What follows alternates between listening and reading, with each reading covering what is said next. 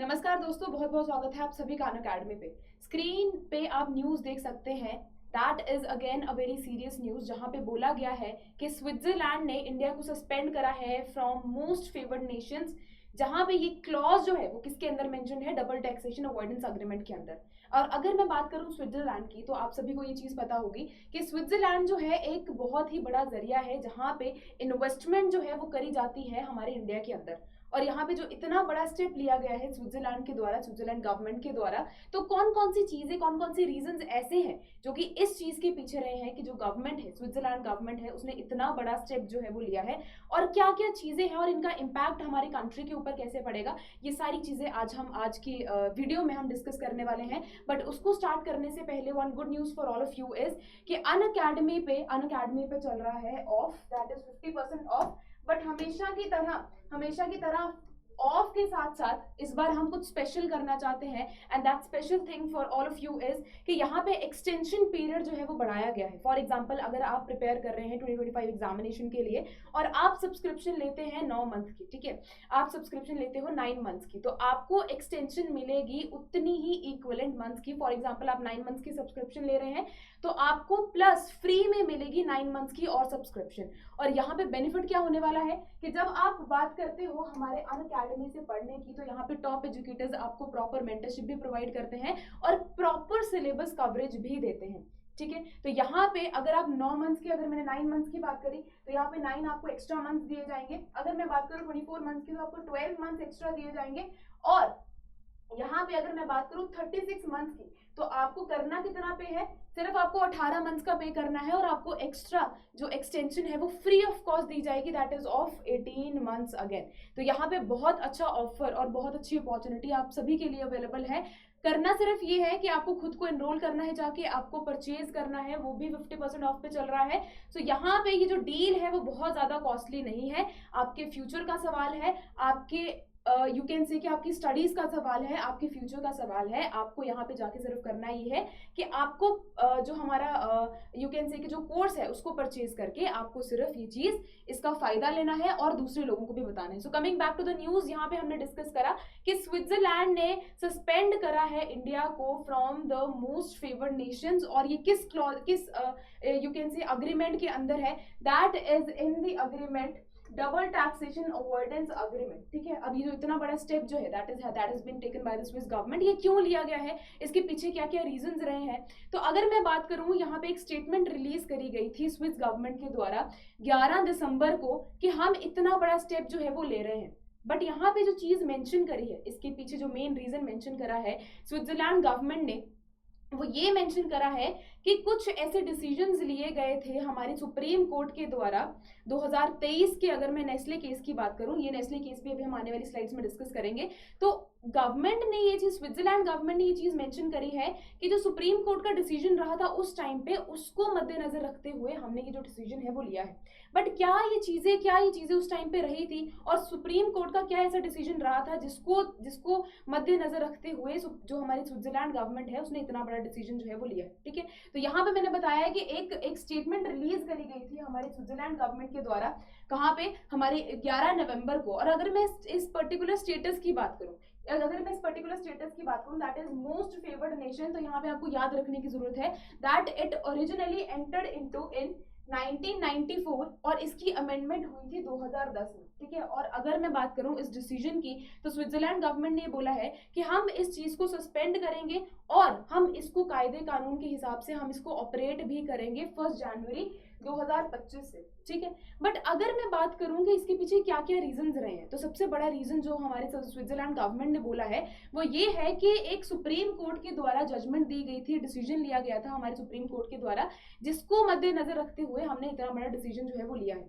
But अगर मैं बात करूं वो जो डिसीजन है वो क्यों लिया गया था, सो व्हाट हैपेंड, एक नेस्ले केस अगर आपको याद होगा, तो नेस्ले केस में क्या हुआ था उसको जानने से पहले हम एक चीजें बहुत ज्यादा सिंप्लीफाइड करके पढ़ेंगे, ठीक है। सो बेसिकली व्हाट हैपेंस, अगर मैं एक बेसिक एग्जांपल से आपको समझाऊं, तो इस चीज को कंसीडर करना कि 2 कंपनीज हैं, ठीक है, कंपनी ए है और कंपनी बी है।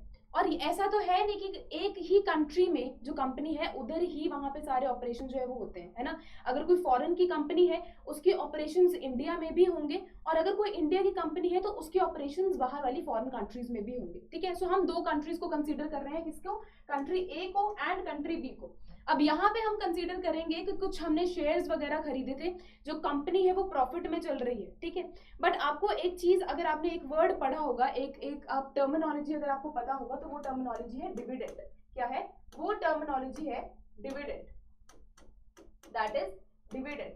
तो यहाँ पे व्हाट हैपेंस कि बेसिकली व्हाट हैपन, जब भी कोई कंपनी प्रॉफिट अर्न करती है, मतलब कभी भी अगर किसी को भी शेयर्स खरीदने पे, उस कंपनी के शेयर्स खरीदने पे जो भी प्रॉफिट अर्न होता है, मतलब जो भी डिविडेंड मिलता है, ये रूल्स के अकॉर्डिंग सेट है कि उसको उसका 10% क्या करना पड़ेगा, हमारी गवर्नमेंट को टैक्स के तौर पे देना पड़ेगा, ठीक है। हमने क्या पढ़ा कि उसको कितना देना पड़ेगा, 10% टैक्स के तौर पे देना पड़ेगा, ठीक है।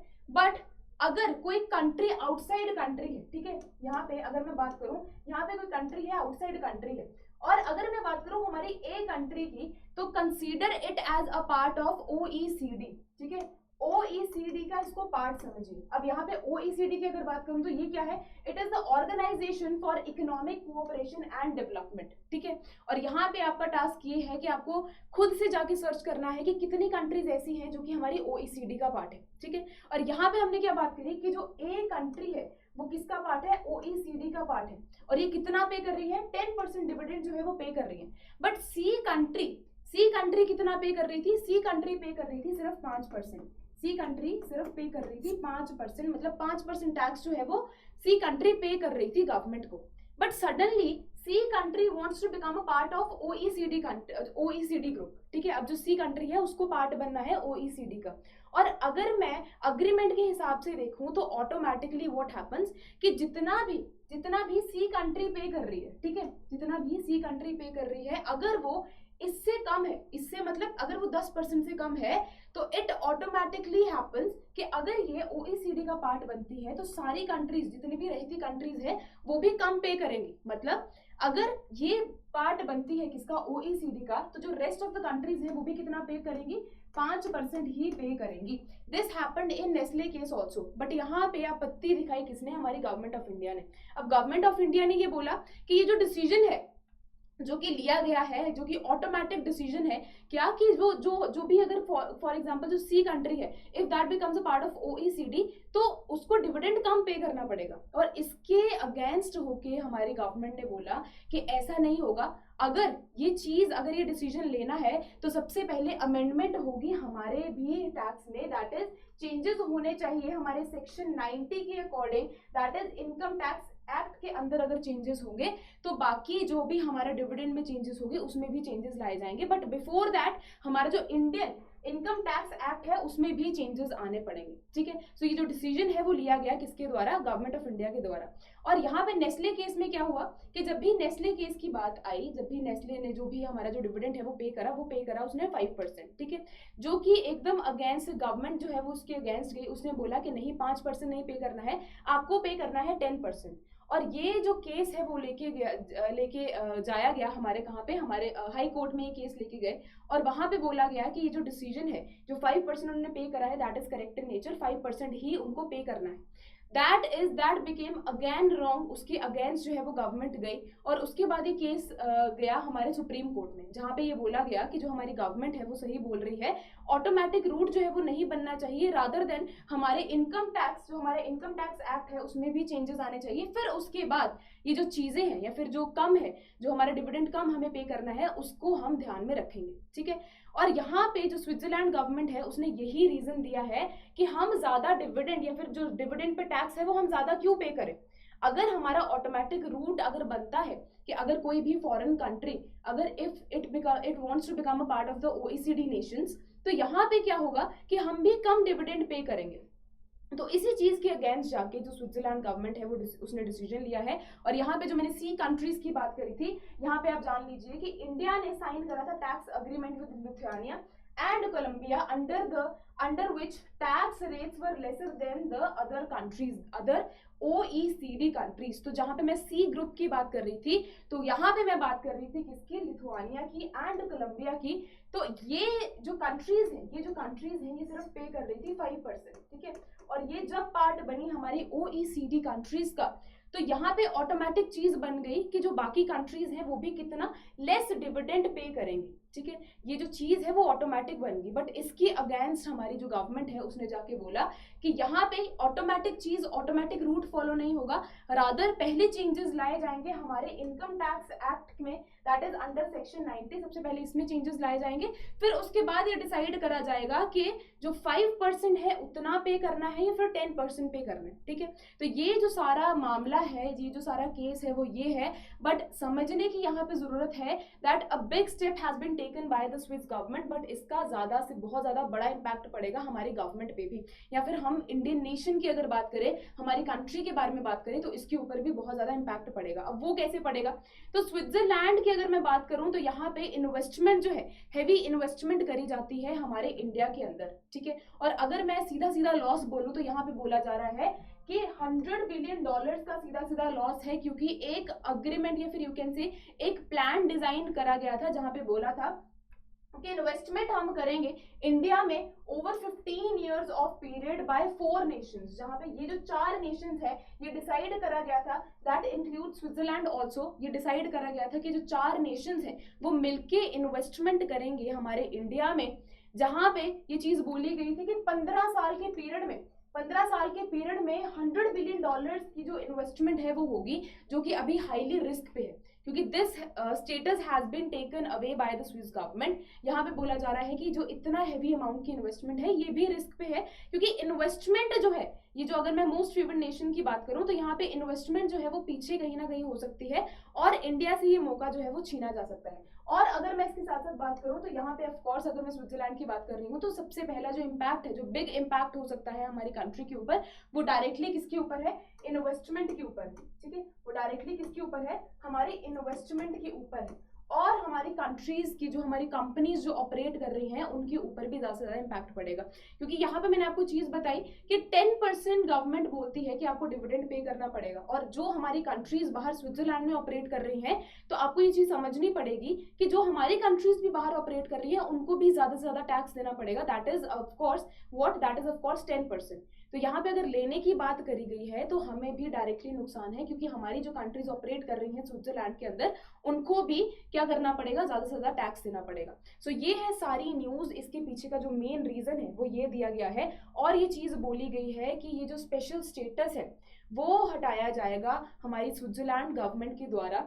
तो यहाँ पे डायरेक्टली इम्पैक्ट पड़ता है हमारी कंट्री के ऊपर भी, और इकोनॉमिक पर्सपेक्टिव से भी इसका बहुत ज्यादा इम्पैक्ट पड़ेगा, जो कि डायरेक्टली किसके ऊपर है, हमारी इन्वेस्टमेंट जो है वो डिक्रीज होने पे देखी जाएगी, ठीक है। इन्वेस्टमेंट में बहुत ज्यादा डिक्रीज आएगा, जो कि क्या करेगा, बाकी नेशंस की भी अगर मैं बात करूं तो वो भी इस चीज से कहीं ना कहीं इन्फ्लुएंस होंगे और ये चीज को कंसीडर करेंगे, ठीक है। सो ये है हमारी सारी news. But before going, these are the maps and these are the countries जिन्होंने डिसाइड करा था कि हम over the period of 15 years हम हैवी इन्वेस्टमेंट करेंगे इंडिया के अंदर, जो कि हमने देखी थी, दैट वाज ऑफ $100 बिलियन, ठीक है। तो ये रही हमारी सारी न्यूज। यहाँ पे इम्पैक्ट हमने पढ़ा कि इम्पैक्ट हमारी जो इकोनॉमी है उसके ऊपर क्या इम्पैक्ट पड़ेगा, क्यों चीजें जो है, क्यों गवर्नमेंट के द्वारा ये डिसीजन लिया गया है। And before finishing it, good news for all of you is कि यहाँ पे आपने देखा कि 50% ऑफ जो है वो चल रहा है, प्लस इसके साथ साथ आपको एक्सटेंशन भी, इक्विवेलेंट एक्सटेंशन जो है वो मिल रही है। आप इस चीज का हैवी फायदा उठा सकते हो। और अगर मैं बैचेस की बात करूं, because we have different audience, Hindi audience है हमारे पास, इंग्लिश ऑडियंस है, and we have English audience as well. अगर आप इंग्लिश बैच को ज्वाइन करना चाहते हो तो आरंभ बैच चल रहा है हमारा 2026 का, आप इसको ज्वाइन कर सकते हो और इसका हैवी बेनिफिट उठा सकते हो। और अगर मैं बात करूं हमारे इंग्लिश बैच की ऑफ 2027, तो आगाज बैच चल रहा है। और अगर मैं बात करूं हमारे इंग्लिश बैच की फॉर 2026, तो इग्नाइट बैच जो है वो 16 दिसंबर से स्टार्ट हो गया है। होने जा रहा है, तो आप अपने आप को यहाँ पे एनरोल करके आप इस चीज का हैवी बेनिफिट उठा सकते हो। सो आई होप आपको वीडियो भी समझ आई होगी, केस भी समझ आया होगा, and you must have known कि इसका इम्पैक्ट जो है वो डायरेक्टली इंडियन इकोनॉमी के ऊपर क्या पड़ेगा, और यहाँ पे गवर्नमेंट जो हमारी इंडियन गवर्नमेंट है उसको क्या क्या चीजों का ध्यान रखना पड़ेगा ताकि ये जो चीजें हैं वो आगे आने वाले टाइम में ना हो, क्योंकि इसका डायरेक्टली इम्पैक्ट किसके ऊपर पड़ रहा है, हमारी इंडियन इकोनॉमी के ऊपर पड़ रहा है। So thank you so much. Meet you in the next video. Bye bye. Take care.